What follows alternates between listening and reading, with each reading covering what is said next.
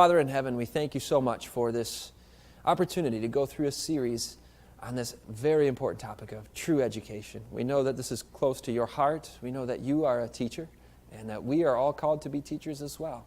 And so as we think about the history of your movement, we just pray for insight and wisdom to discern the times in which we live. And we just pray that your words would come through, that our opinions and preconceived notions and a speaker's thoughts would all be set aside and surrendered unto your Spirit. In Jesus' name, amen. We live in the 21st century. The high-tech, super information age has revolutionized everything, including schooling. Education today is undergoing dramatic changes, and educational thinkers and secular theorists are looking at the way we do school and asking some very tough questions that are really pushing and stretching the way we've always viewed school for the past 100+ years. For example, community colleges, some of them are making some pretty revolutionary changes, actually, to just reverse and do school kind of backwards. What I mean by that is, what you usually have in class, you have the lecture, and then kids go and do their homework. Well, they're doing that flipped now. They have, for homework, you watch a lecture on your computer that you've downloaded from the internet, a top lecturer who does it really well, and he presents the best information. So you get the expert there, and then the teacher's job is to work with the students in the classroom. So it's just one example, one way that the school is being changed by the information age. And as I think about how we've done school for the past 100 years, it never really did make that much sense, and especially in the information age. There is so much change, so much possibility to do education and school differently. Now, I'm not going to get deeply into that in this session. I'm actually working on a Schooled 2, where we're going to talk about how more of this issue about how school as we know it is dead and dying, and these new ways of viewing education are really starting to flourish. But even secular educational thinkers, just like I point out in the series called Schooled, they're starting to say things like, it looks as if the way that we designed school 100+ years ago was deliberately designed to make it so that it didn't coordinate well with how students learn. I've heard this again and again. Industrial age schooling, they say, factory schooling model, is not how kids learn. It's not serving the mind. It's not serving the needs of the human being in terms of how they learn. If secular thinkers are able to say that, then certainly we can look at our blueprint, our wonderful stack of books here that I referred to again and again last time. If you haven't had a chance to go through those, absolutely these are wonderful, wonderful books. The book Education should be read by every Christian. This one right here sums up a lot of it very well. But nonetheless, when they say things like, it looks like schooling was designed to not help children learn, I'm going, I know there's something more nefarious going on. And we looked at that in the series called Schooled. You might remember Horace Mann visiting Prussia, bringing Prussian-style schooling back to America in 1844. I want to review some of that history, but also insert what else was going on in God's educational movement. In Schooled, we looked at the history of worldly schooling and how we got what we got. But I want to see how God's answer to modern schooling has been coming through all along. 1844, of course, is an important date. And you know that is the date where the Advent movement was at its height, launching into this last days people who have the message of the judgment has come, Babylon is fallen, receive not the mark of the beast, and so on. The three angels' message, the truth of the Sabbath, the truth of the character of God, the truth of the sanctuary, the truth of Christ's soon coming, the spirit of prophecy, the 10 commandments, everything that we have as a blessing from God began at this same time, including a message on how to do true education. Now, that didn't start in 1844. When did that come in? Well, the year was 1872, when Ellen G. White wrote her first testimony on education. Well, you know what else was going on in 1872? It was the Circular of Information. This was quoted in Schooled, where the U.S. government stated that inculcating knowledge enables the masses to be able to, quote, perceive and calculate their grievances, and such an enabling is bound to retard the growth of industry. Now, if you're wanting some context for that, some further elaboration on that, again, view Schooled. This series called Undoctrinated is the sequel to Schooled. You have to view that, but basically the idea is a bunch of industrialists wanted to have a monopoly on the business of education so that they could inculcate the masses with a system of indoctrination, a system of compliance training, so they would be good, obedient, compliant workers in their factories. Which is the same model that the Prussians did to establish their industry and to establish their military forces to have obedient, well-drilled soldiers. And that came to America, 1872. While you had these statements coming out, you also had the movement of true education starting. Now, you're going to see these histories run parallel. It wasn't just 1844, 1872. In the 1890s, this was the decade when the worldly compulsory schooling systems were coming in. Every state in America had a compulsory schooling law in place by the 1890s, all except one, which came in 15 years after that. But compulsory Prussian-style schooling was really on the march in the 1890s. You know what else was going on in the 1890s? This man on the screen, very important individual. His name is E.A. Sutherland, and in the 1890s, he was the president of Battle Creek College and led a revival in Battle Creek, which led to the formation of church schools all across America. Let me explain. There were students at the Battle Creek College under his leadership. He was a spiritual leader, not just an educational thinker, not just somebody who was into the business of how to run a good school, an administrator. No, he was a spiritual man. Revival and Reformation came to the students, and they came asking, what shall we do? With this enthusiasm, with this mission call, they were reading the same things I shared with you from the book Education in the last session about how the presence of that same guide in educational work will do the same thing in the last days that it did in Jesus' time. And that is the gospel to the world in a generation because of true education. So there were all these enthusiastic students, many of them in teacher training programs and going into teacher training programs because they wanted to be the teachers of the church schools all across America. 1890s, the church schools of the Seventh-day Adventist Church began to be formed and founded because of this revival that came out of Battle Creek. And not just that, but the purpose of these Christian schools, these Seventh-day Adventist church schools, is to train that army of youth. So the 1890s, the very same time when Prussian schooling was really making its march, consolidating, getting all the states on board with compulsory schooling laws, meaning you must send your kid to school. It's the law.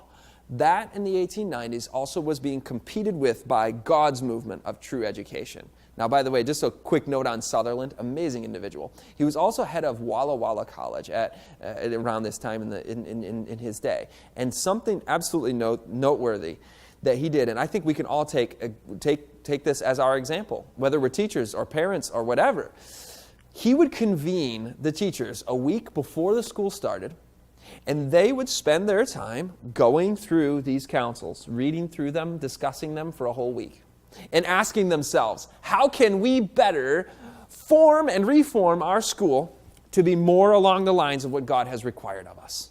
I think that's a great idea that we all should be doing in our own lives. How can God reform me? Maybe you're not in the educational work and you're not a parent. If you're a parent, definitely you need to be reading through child guidance, reading through Adventist Home. I hope you're viewing the seminar called Raising the Remnant as well. But again, in this history, you got E.A. Sutherland coming in with this Reformation, but also at the same time, 1890s, the schools were becoming Prussianized. And as a part of that, the Prussian model was fix students rigidly in grades according to age group, age segregation, if you will. Have them, the bells ring, they move from class to class in large crowds, they sit in rows. It's, very factory style. It's not like Jesus' education where he learned from the daily experiences of life and nature and from the Bible and from daily work. This was the Prussian style schooling was moving forward, and the grades element I want to focus on a second, because the idea was 7-year-olds go to school with 7-year-olds. 9-year-olds are in class with 9-year-olds. 13-year-olds with 13-year-olds. And you segregate it out, there was a voice of protest. Mrs. E.G. White. The system of grading is a hindrance to the pupil's real progress. Some pupils are slow at first, and the teacher needs to exercise great patience. But these pupils may, after a short time, learn so rapidly as to astonish him. Others may appear to be very brilliant, but time may show that they have blossomed too suddenly. The system of confining children rigidly to grades is not wise. In conversation, A.T. Jones responds, the sooner grades are done away with so that the teacher can get close to the children, the better. Did you notice what A.T. Jones just said? So the teacher can get close to the children. This is a family-style school. Our schools should be as home-like as possible. We want age integration. We want smaller groups, like Jesus had 12, and that's the motive here. But then Mrs. White responds with, I know that some better system can be found just as soon as our instructors learn the true principles of education. So over 100 years ago, these are just progressive thinkers, and I mean that in the good sense of the word. They're reformers. They're educational theorists saying, you know what, this Prussian thing, they didn't use the word Prussian, but we want to do away with grades as soon as possible, as soon as we can learn the principles of true education. So while Prussian schooling is bringing kids rigidly into grades, you know what they're also doing is getting school to start earlier and earlier. And putting kids in school at even as early as 8, 7, 6, even 5-year-old children, which to us sounds normal, but that is not historically normal at all. That's a very early age to be starting school. So let's listen to the prophetic voice on that. Here, little children have to spend from 3 to 5 hours a day breathing air that is laden with impurity and perhaps infected with the germs of disease. No wonder that in the schoolroom the foundation of lifelong illness is often laid. Many parents have kept their children at school nearly the year round. The monotony of continual study wearies the mind. So the Prussian model, bringing kids into school very early, having not entirely year-round schooling, but nearly the year-round with a summer vacation. I think that it was 42 weeks was in Prussia, how many weeks of school the children had per year. And so nearly the year-round, very early ages, and for 3 to 5 hours per day. Which, again, that kind of makes me laugh. I'm like, that's a half day. When I was a teacher, if we had a 3 or a 5 hour school, they're like, yeah, we're getting out early today. But she's talking about little children being in school from 3 to 5 hours a day is not good for them. So you're seeing how these histories run parallel. 1844, 1872, 1890s, the different Prussian features going back and forth, and the Adventist movement starting with the church schools, and then the early formal education being confronted by the prophetic voice, and the grading system of grading being confronted by the prophetic voice. So the question is, which one will prevail? Worldly schooling, God's true education. And this is a very important question. This is like an epic narrative of battle between these two forces. It's important because of all institutions in our world, the school is the most important. Wow, that's quite a statement.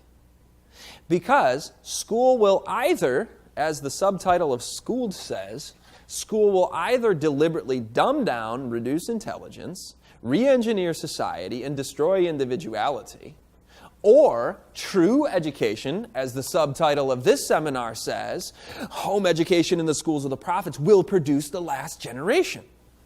It'll be a means of redemption. It'll be a means of training the last gospel workers. It'll be a means of harmoniously developing the physical, the mental, and the spiritual.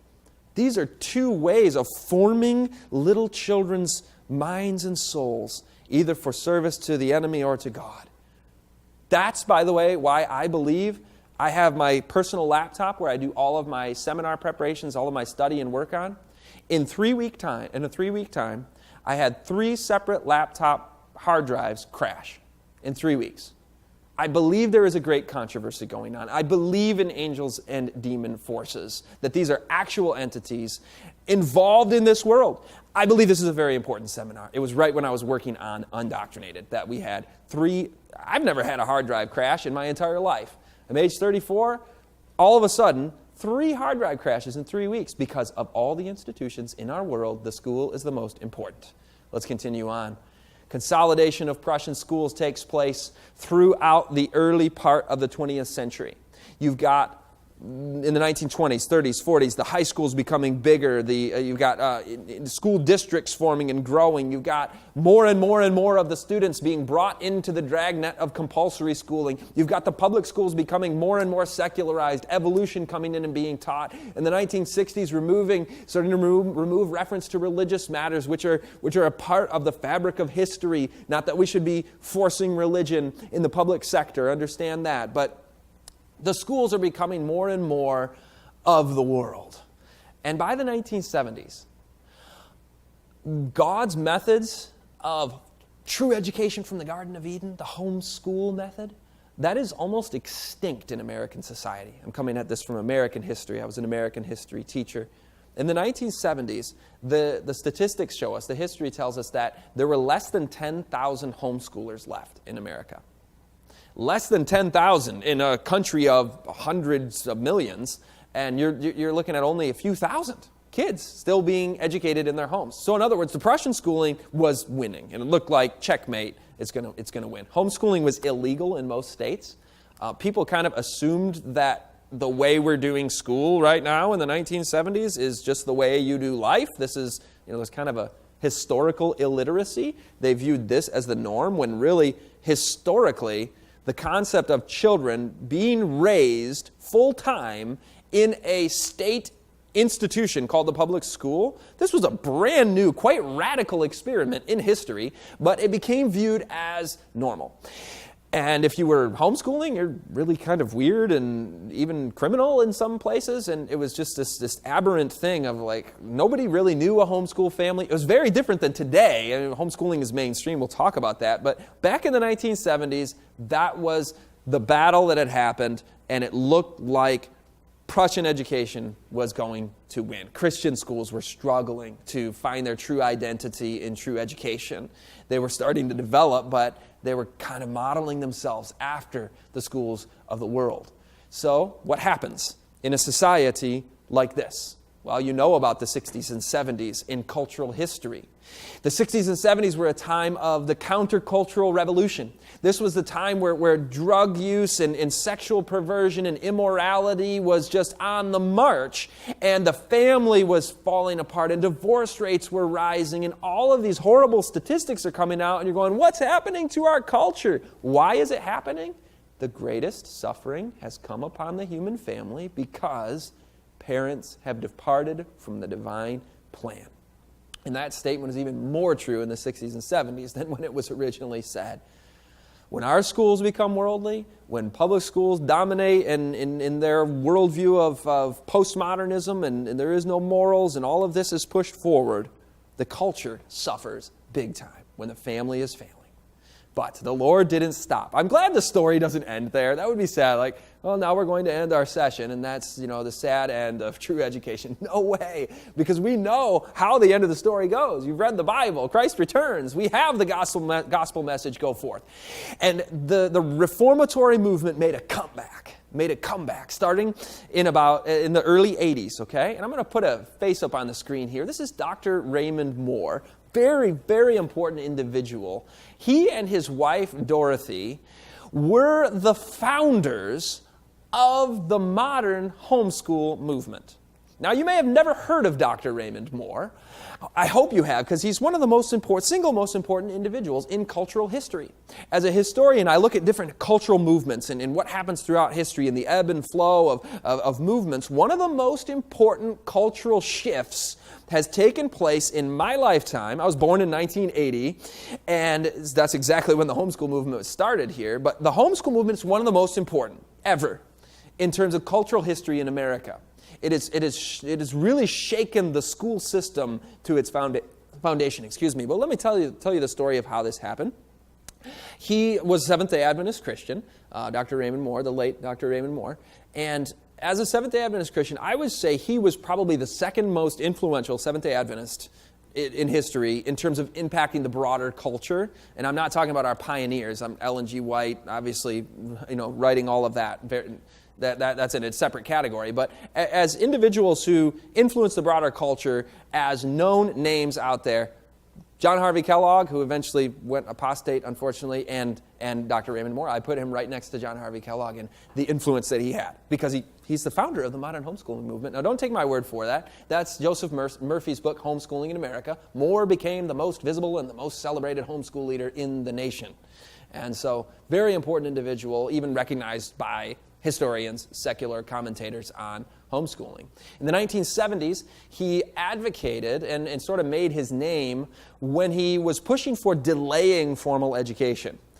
And, 8 to 10, wait to put the kids in an academic setting until they're a little older, he was saying. He got into Harper's Magazine and Reader's Digest and really made a big splash as a critic of public education, as a critic of early formal education. But he hadn't yet founded the homeschool movement yet in the 70s. It was when he got onto the Focus on the Family radio program with Dr. James Dobson in 1979. And this was, if you want a historical signpost here, a historical anchor point, this is the point where you can say the homeschool movement really was instituted, the modern homeschool. This is kind of how human beings lived throughout history, just with their families in their communities. But in the 1970s, it didn't exist hardly. In America, the modern homeschooling movement explodes after 1979 because he gets on Dr. Dobson's program. He promotes this idea of, hey, let's not just keep our kids at home till 8 or 10. Let's just keep them at home. I've got a crazy radical idea, parents. Let's raise our kids. It's not really that radical. Of course, historically speaking, that's the norm. But he promotes this on there. At first, Dobson's leery about it. He's kind of battling on it, but then he gets on board, and he promotes it. And in the 1980s, this is amazing, the statistics, okay?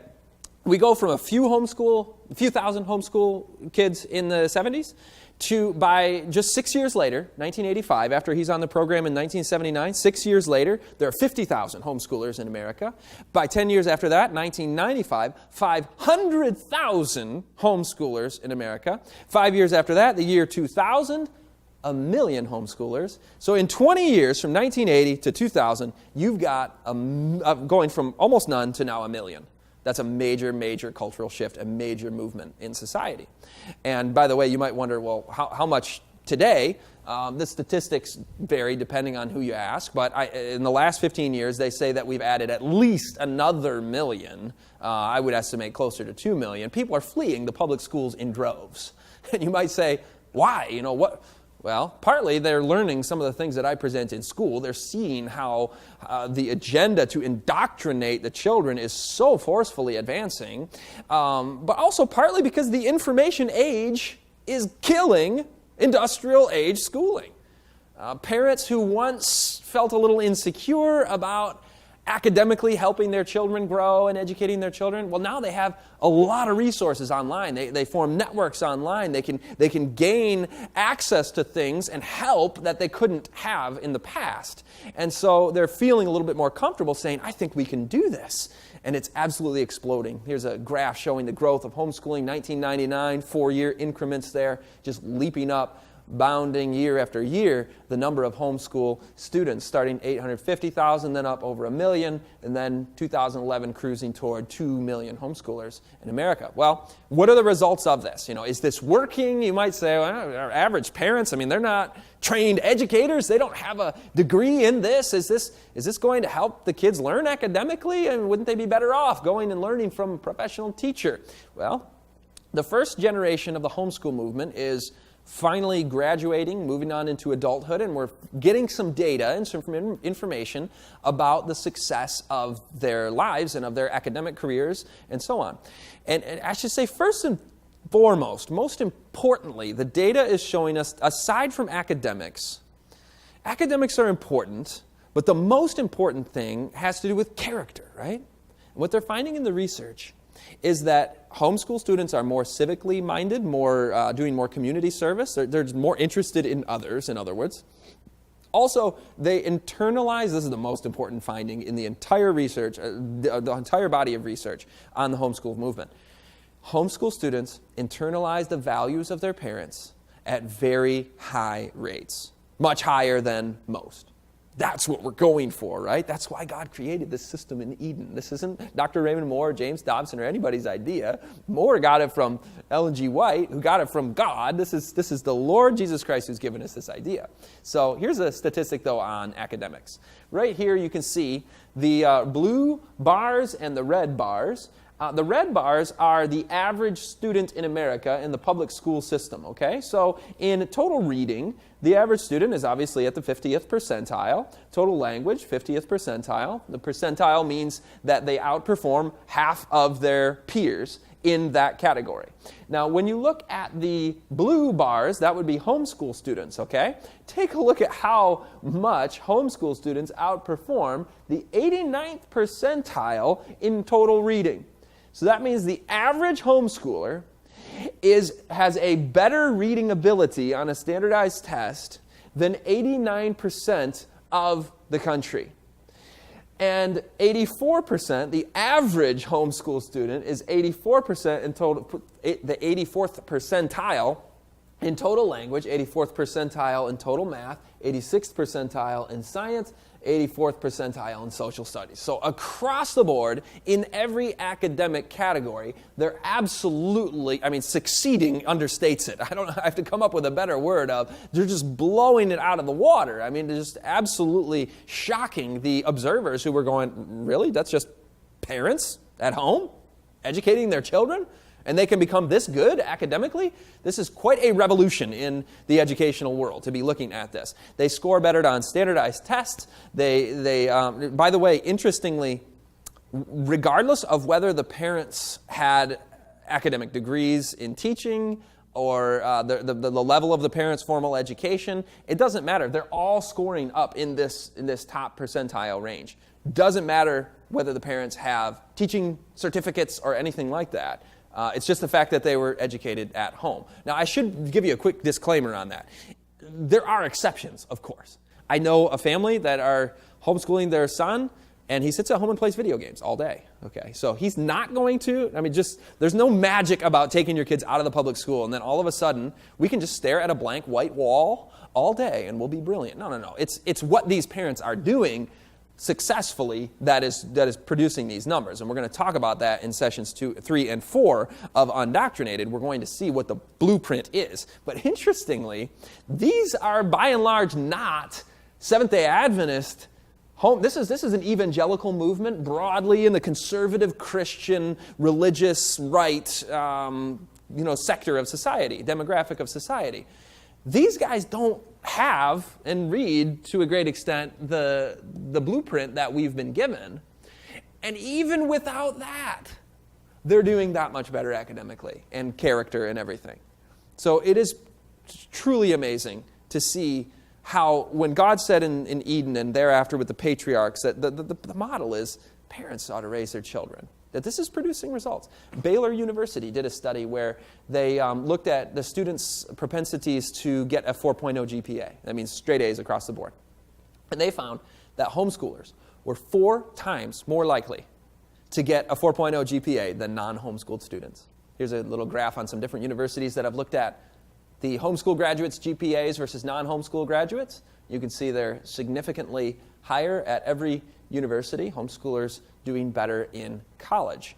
A friend of mine, Joshua White, actually the speaker on the Classroom of the Remnant, and I keep mentioning Classroom of the Remnant during this Undoctrinated series. I really think this is kind of a companion series to Undoctrinated, because I'm talking about true education here in 4 sessions. My friend Joshua White also talks about true education. We share a passion for that. He and I are friends. We live in the same town. We're always talking about education and child development and these things. He's dealing mostly with early childhood development. But personally, he was homeschooled, my friend Joshua. And his mom kind of egged him on once to tell me his ACT score, because I was a little skeptical, learning, open-minded, but I was a teacher, and I kind of had a certain viewpoint on how to reach academic success, and I had asked him, how much time did you spend on academics, and what kind of things did you do academically? And I'm probing all the homeschoolers I'm talking to now, the teenagers, the young adults, and his mom said, tell him what you got on the ACT. He's like, I don't want to do that, She says, come on, tell him. And now I'm telling the world. He didn't even want to tell. But I got to, because people got to learn, this thing works. Now, you might not know what ACT scores are. He got a 31 on his ACT, which is really good. That's like scholarships level, colleges recruiting you kind of stuff. And it blows mine out of the water, I'll just say that. And I was a ne'er-do-well when I was a teenager, but I had the ability to score well enough to get an honors scholarship too to college, but far below Joshua's 31. Interestingly, also, I asked him, well, then you must have been cramming for this. Like, did you spend, all day on academics your whole childhood? No. I spent an hour to 3 hours a day on academics. An hour to 3 hours? How did you pull off that? Well, he says, we believed in equalizing the mental and the manual, and we're going to learn about that in sessions 3 and 4 of Undoctrinated. They didn't come up with this idea, his family, but anyway, it works. God's way works. So listen to sessions 3 and 4 and go, oh, that really can produce academic success. Homeschooling really can produce academic success. And we're going to talk about Adventist schools too in this session because they're producing success as well. But one more quick story on my friend Joshua. This is just a fun story to tell.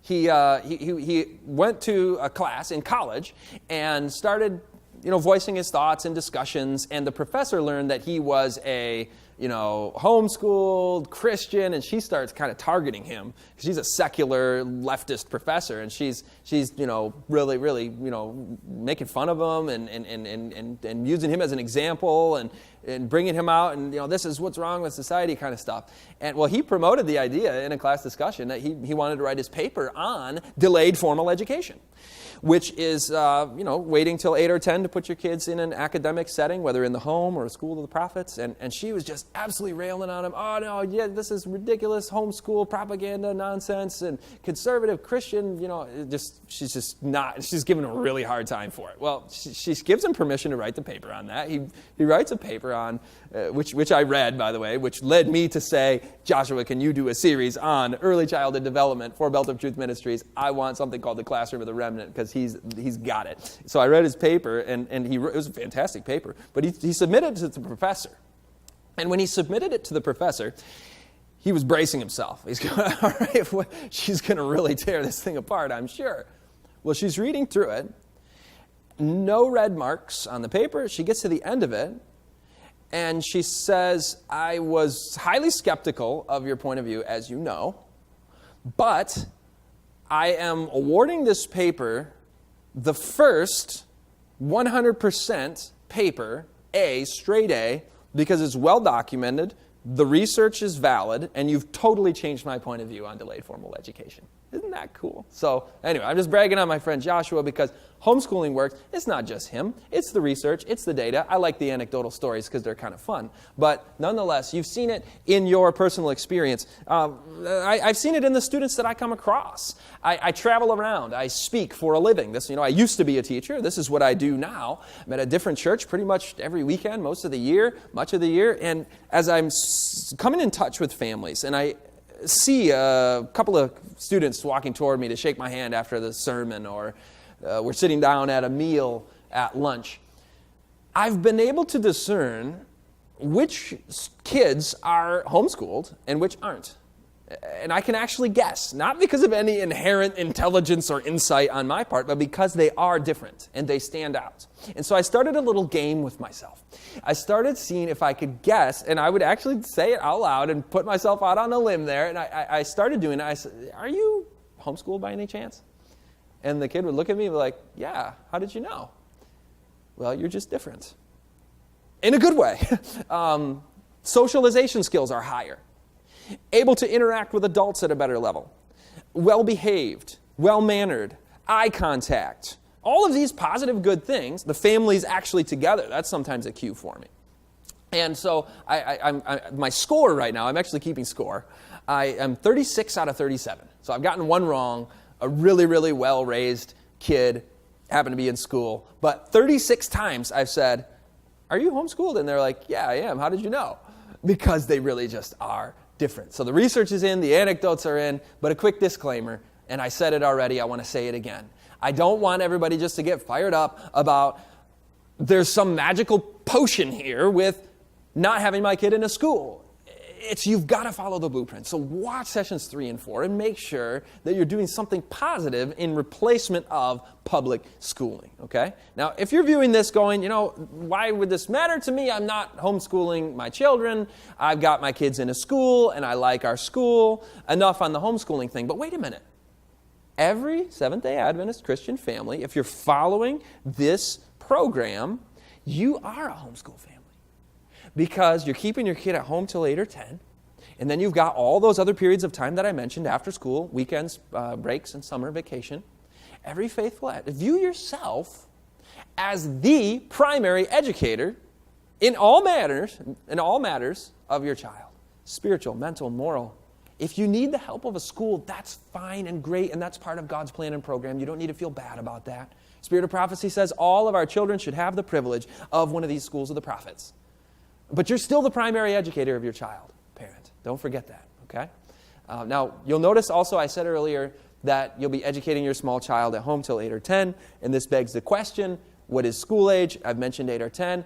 I'm just going to plug again, Classroom of the Remnant, because Joshua gets into this in great depth on the research on why we delay formal education. Here's a statement from Spirit of Prophecy on that. The only schoolroom for children until 8 or 10 years of age should be in the open air amid the opening flowers and nature's beautiful scenery. So the only schoolroom until 8 or 10. Parents should be the only teachers of their children until they have reached 8 or 10 years of age. Now I'm going to get into this more too in Raising the Remnant as well. But that also kind of begs the question, some people have asked me, they've been kind of critical of our schools, and they say, Seventh-day Adventist schools don't follow the counsel on the 8 or 10 message because they're letting students come into the school when they're 7. That's wrong. Well, I want to take us back in some of the history. There's a reason why, and it's appropriate for schools to open their doors to children before 8 or 10. And this is part of this history because we got fired up in the 1890s about the church school, right? We're going to follow the blueprint. And these schools were closing their doors to children under 10. They played it safe. They said age 10 only may apply. Well, what this led to was, in Ellen White's own town in California, Seventh-day Adventists were starting to get a bad name because there were a lot of families who didn't understand how to truly discipline their children. And instead of putting them in the school, the kids would just be running around in the streets and just running amok, doing their own thing. And that was the problem because they were misbehaving, they were learning bad habits, they were associating with bad peers. And so they came to Ellen White with this question, and they said, what do we do? And she said, mothers should be able to instruct their little ones wisely during their early years of childhood. If every mother were capable of doing this and would take time to teach her children the lessons they should learn in early life, she's talking about till age 8 or 10, then all children could be kept in the home school until they are 8 or 9 or 10 years old. In many homes, there is but little discipline, and the children are allowed to do as they please. Those who are unable to train their children aright should never have assumed the responsibilities of parents. They should never have become parents. But because of their mistaken judgment, they had kids and they shouldn't have. Shall we make no efforts to help their little ones to form right characters? Therefore, I, from the light that God has given me, declare that if there is a family that has not the capabilities of educating their young children, nor the discipline and government over their young children, requiring obedience, that the very best thing is to put them in some place where they will be required to obey. So notice this isn't to get them a head start on learning. Yes, we're going to throw away the don't do academics till 8 or 10 thing. No. We're not throwing that away. We're just putting them before they're 8 or 10 in a place where they will learn to obey. This is to learn discipline. This is to give them order and structure in their lives, not to start academics earlier. So let's read on about how to do this. Here is a work that must be done for the families and for the children that are as old as 7 years and 8 years and 9 years. These are the ones who were barred from the school previously. She says, here's what we can do. We can do the same as they have in Battle Creek. They took me, meaning when she was in Battle Creek, they took me from place to place in the orphan asylum known as Haskell Home. There were their little tables, the children's little tables. There were their little children from 5 years old and upward. They were being educated on how to work and manage, how to work. Notice it's not academic. they had a great pile of sand of a proper quality, and they were teaching the children how to work together, how to make Noah's Ark, and how to make the animals that enter into Noah's Ark. They were all doing this kind of work. So you could call this an Adventist daycare. This is a place, a preschool, or whatever you want to call it. Sand piles, learning how to work, how to manage, how to have order, discipline, and obedience. And now we've seen on the board here how the homeschools are performing. How are these Adventist schools performing? Regardless of what they're doing with the early kids today, I might counsel, well, it's not me, I might point to the council and say, we got to ask ourselves some questions about what we're doing with our kindergartens, first graders, second graders, these younger age kids, in terms of, are we pushing the schoolroom and the academics, or are we getting them outdoors, are we getting them in piles of sand, and all of these kinds of things. But done with that, let's ask ourselves now the question, how are our schools doing? The good news is they are outperforming the public schools. And these are schools who, by and large, aren't following the blueprint to a T. I don't want to just throw stones and be critical, but that's reality. But even then, they're doing way better. So this study was called the Cognitive Genesis Study. This is where they looked at 800 Seventh-day Adventist schools, over 51,000 students. This is an enormous 4-year study where they tested the child's ability, and then they tested the child's achievement, and they wanted to identify the quality of the education. You see, what is his ability, and then how does he achieve? And then, just in other words, how did the school help him outperform himself, if you will? And here's the results. After 3 years of Adventist education, achievement outpaced ability in every grade level in the study. Now, people have often said, well, of course Christian schools do better than public schools on the tests because Christian school families have higher socioeconomic status, they care more about their kids' education, so they're putting them in private schools, and of course they're coming from better families, therefore the kids will do better. Did you see what happened in the study there? Their achievement outpaced their ability. So this is comparing themselves with themselves. Also, when you look at the average first enrollment of a Seventh-day Adventist student, they come in at the 52nd percentile of ability. So in other words, they're about average. They're not ultra super gifted coming from these amazing homes where they've had this incredible upbringing. No, 52nd percentile of ability when they come into Seventh-day Adventist education. The Seventh-day Adventist Church is very diverse. It's a broad spectrum of socioeconomic, demographic, very international, a lot of multicultural settings. And so this isn't like your, advantaged, upper middle class, Christian school that you may have seen in the past, gated communities and so on, and these children, it's nothing like that, 52nd percentile. But after 7 years of Adventist education, the average child has increased their achievement to 69th percentile nationally. So 52nd percentile ability when they begin school, 7 years in Seventh-day Adventist schools puts them at the 69th percentile. So it's the education that's producing that achievement. The schools are producing that achievement. It makes them more than 2/3. 67% would be 2/3. So more than the 67th percentile. That's pretty significant right there. So here it is on a graph. You see a similar finding here. In red, you have ability. So ability and achievement at the same par at the beginning. Ability rises over time, but notice achievement rises even more.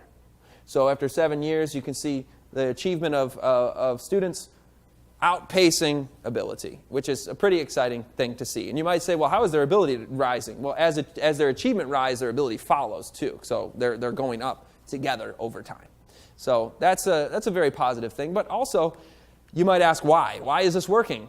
This must mean that the way our Seventh-day Adventist schools are functioning is A-OK. No, it doesn't, because when you look at how many of them are functioning and you compare it with the blueprint, there's a disconnect there. You're going to see that in sessions 3 and 4. Don't take my word for it. Don't be a critical stone thrower, but let's also be realistic.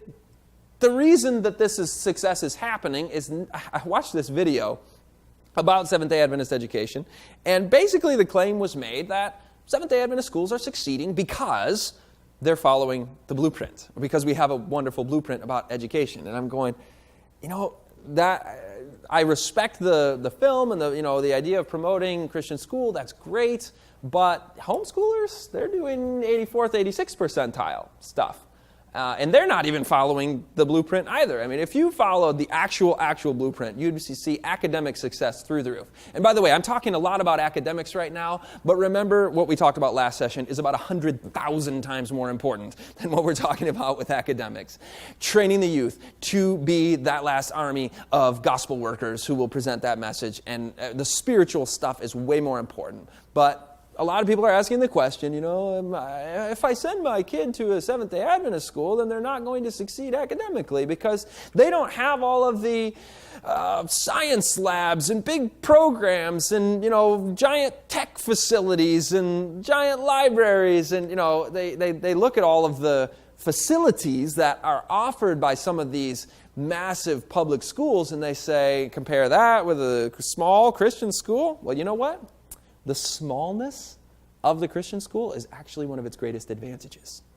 Within the Adventist schools, the small ones, I should say, as compared to the large ones, on average did better academically. They brought better academic performance out of their students than the large ones. They all did well relative to public schools, but interestingly, there was an advantage to smallness. So don't look at the public schools and just be in awe over the facilities and say this is such a great thing academically. Remember, the 21st century is changing everything about education. What we used to view as something awe-inspiring in education is no longer the case. You know what's beneficial to kids, spiritually, academically, and everything? A teacher who gets to know them, who cares about them, who prays with them, a small community of children, even if they're not following the blueprint perfectly, even if there's some Laodicean and mixed multitude elements in there, the Spirit of God is striving and working in a way that blows the public school out of the water with its worldly, secular, humanist, just postmodern mindlessness. And this is just a beautiful gem compared to that. So I want to prop up and promote Seventh-day Adventist schools and seek to reform them and promote homeschooling all at the same time. And here's where I want to end this session. Everywhere I go, as I travel around, I hear more and more and more that our schools are closing. Our schools are losing enrollment. And I absolutely celebrate the rise of homeschooling, but I literally weep over the fact that Adventist kids are being sent to public schools and our schools are closing down.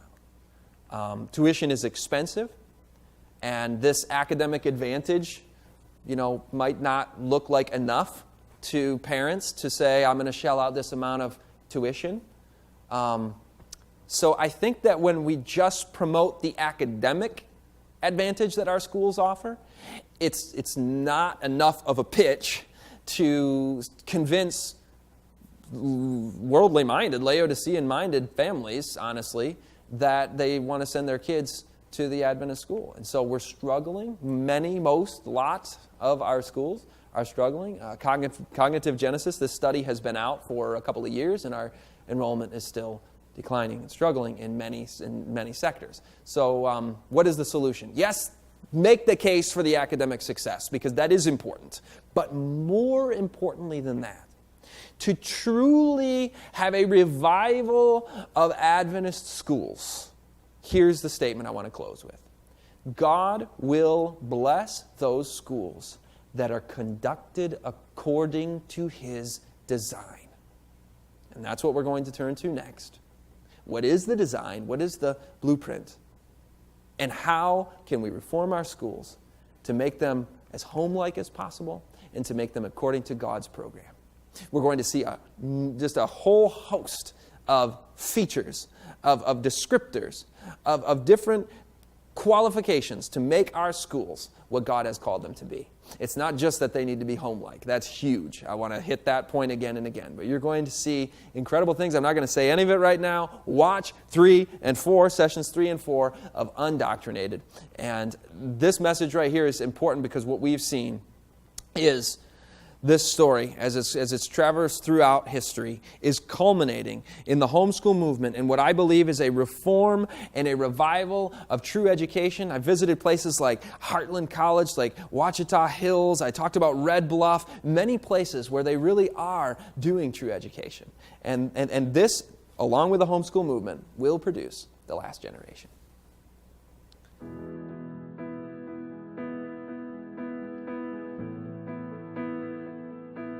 The purpose of education is not to fit me to get a good job and make money and be successful. The purpose of education is to restore me into the image of my Maker, Jesus. Ouachita Hills provides an education that is more holistic. We don't only focus on the academics, we also focus on the physical development of the students. We focus on the spiritual development of the students, as well as the social development.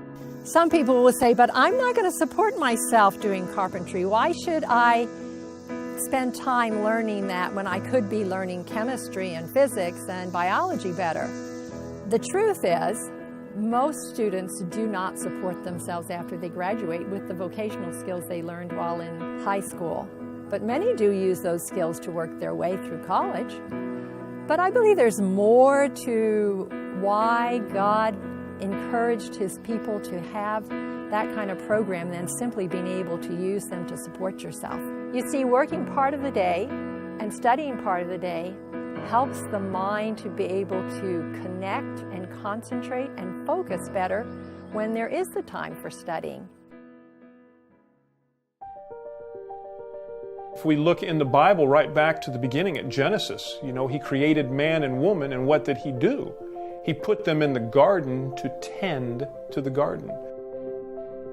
It is the ABC of education. It develops the physical, the mental, and the spiritual. The physical aspects, when you're working outside agriculture, you get those benefits. The mental is when you're working in agriculture, in that area, you have to be very careful in things that you do. And the spiritual aspects, when you come in contact with nature, you come in contact with the Creator as well.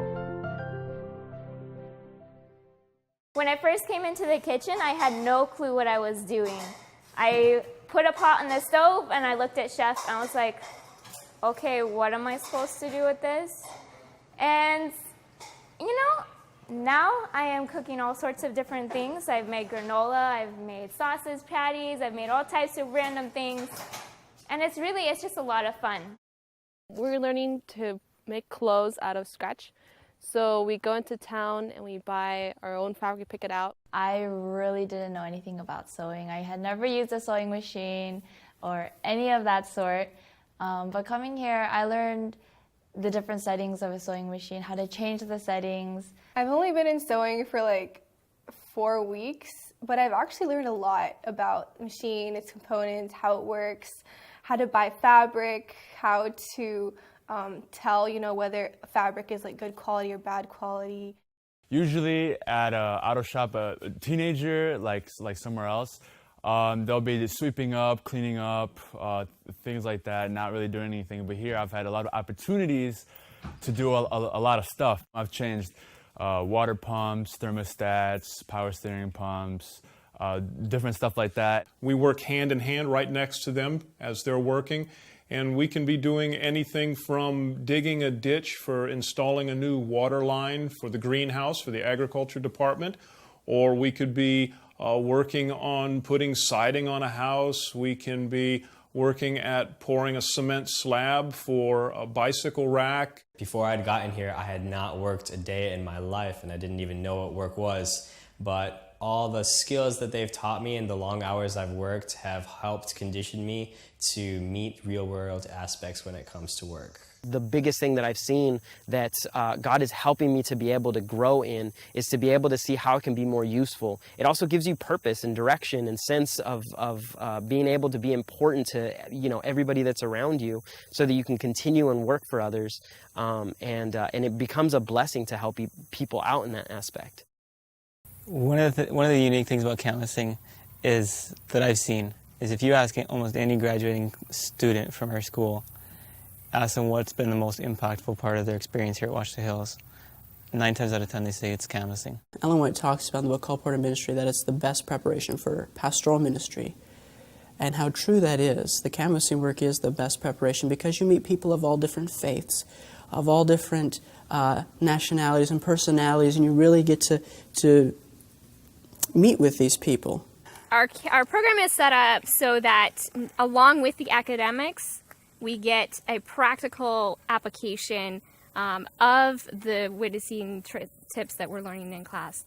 I had the opportunity when I first came as a student to Washita Hills College that they put me in the office to work.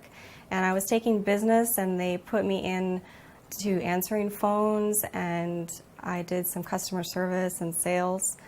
And that experience, that was the first year, that taught me a lot in how to deal with people, how to work with staff and students, but also how to deal with people on the outside. This is my third year working in the business office. I work with Ms. Rebecca, who is the bookkeeper, accountant, but I also work in resources. So I get to do a lot of work that pertains to calling people or receiving phone calls and processing orders, credit cards, things like that. I do a lot of registrar work, like permission slips that get faxed in or mailed in, I have to file them, or I have to record it on the computer, on Excel and stuff like that. I've been able to help make a set for video recording, different things, as well as photography for the school, as well as learning Final Cut, which is a videography program we're using, as well as running cameras for the different things, Wednesday night, Friday night. And it's been great learning something I hadn't really done before, but thankfully to the school, I've had a privilege of working in this department, and I plan to learn as much as possible and be able to use it in however way God would want me to later on. As we look at cognitive development, the Bible says, whatsoever things you do, do all to the glory of God. And so not only are we trying to work in our vocational aspect, but also in the academic area, we want to do it with excellence. So therefore, our program focuses on the mental development, and we want people to not just be reflectors of other men's thoughts. I have a simple way of explaining it. You know, information without demonstration cannot lead to transformation. There is nothing more calculated to strengthen the mind than the study of God's Word. And so a student who excels at studying God's Word will excel in every other aspect because their mind will grow and expand, and it'll become, they'll become enabled to become successful, not only in Bible, but in math and English and so forth. And so in every class, we try to bring in scriptural principles because the fear of the Lord is the beginning of wisdom. The focus of our health and life sciences courses is to enable students to explore the natural world and to gain an understanding of the inner world of the human body. Our general studies courses give every student an essential knowledge of the body, as well as practical training in natural remedies. In addition, we offer courses that emphasize skills that are needed for medical missions work. And we're also currently expanding our program to include the first 2 years of allied health, pre-med, and nursing degrees. We like to emphasize the aspect of music as a powerful tool for sharing Jesus with others. We receive a lot of practical instructions through classes, through music lessons, as well as special speakers such as Scott Ritsema and others. After he spoke here, I really understood how powerful music can be when it's done in God's way. Ever since coming to Washita Hills, I've learned those right principles of music, and I now know that music can help us to benefit and to bless others, to keep us from discouragement, to help us learn Scripture. And I think music is a very important aspect in spreading the gospel because it does those things for people. And it could do a lot for the kingdom of God if we use it in the right way. I was just taking business because I liked math, I liked organization, that kind of thing, but it changed the way I thought in the importance of business and its relation to ministry and mission. Here at Washita Hills, you learn so much of why you get you get not only challenge yourself, but you can also challenge even the teachers. And that really opens up a lot of opportunity to really start discussions and to learn from those discussions. And it leads to a lot of personal interest to even pursue spiritual topics and knowledge outside of class. We've kind of wanted to take a paradigm shift of the normal classical form of evangelism and just taking the approach that evangelism should be the very DNA of the church. The principles of true education aren't just limited to the classroom, but they also apply to life in general. And being an education major here at Ouachita Hills has motivated me to strive for excellence in my life, both academic and spiritual excellence, so that I can model that to my future students. As educators, we have the unique privilege of reaching children at the most critical points in their lives. And not only do we get to help them make their decision for Jesus, but we also get to demonstrate what practical Christianity is like in our everyday lives. I was at an interview one time, and they asked what my favorite subject was, and I told them worship and Bible. They wanted to know why. And I said, because when the children get to the judgment, God isn't going to ask them if they know their states and capitals or if they know their multiplication tables. He's going to ask, what did you do with Jesus? And that's the main thing we want to teach. However, in this world, they do need to know the states and capitals. They do need to know the multiplication tables and a multitude of other things. So we try to have a balanced education to where the students are learning how to teach Jesus in every area of the curriculum. And I stress it in every area of the curriculum, not just in Bible, not just in worship. God created math too. And of course we study about him and learn about him in science class, but in the interaction of people in social studies class, we learn about Jesus. So our focus is twofold, Jesus and the education that is necessary to get along in this world as we prepare for the next one. If the gospel of Jesus Christ is real and true, and as good as we believe it is, and it is, then it really should impact everything in our lives. Mission trips are very interesting because we think of them as the student going out to minister to the people in that country and how much they're going to change those people's lives. But in reality, it's two-tiered. The student's life gets changed almost as much or even more than the people that they are ministering unto. And that was my experience there in the Philippines. The purpose of education is to educate the person, but education assumes what the person is like. In false philosophies, you have body-soul dualism. And so the focus on education is just the salvation of the soul. But we're reminded that we're a complete person, body, soul, spirit, we have a social nature.